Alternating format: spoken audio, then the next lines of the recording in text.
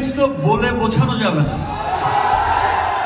Breaking news, এবার মঞ্চে performance করতে মালয়েশিয়া গেলেন ঢাকাই সিনেমার শীর্ষ নায়ক শাকিব খান।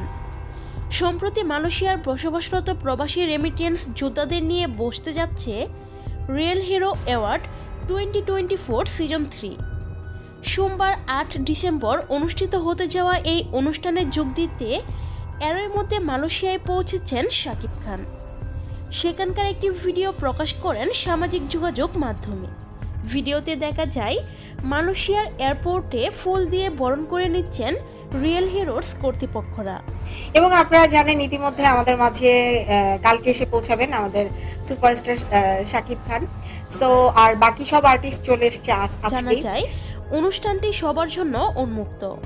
অনুষ্ঠানে পারফরমেন্স করবেন শাকিব খান ও প্রার্থনা ফারদিন দিঘি সহ আরও এক ঝাঁক তারকা। সো ভিউয়ার্স, এই অনুষ্ঠানটি দেখার জন্য আপনারা কতটুকু এক্সাইটেড তা জানিয়ে ফেলুন ভিডিওর নিচের কমেন্ট বক্সে।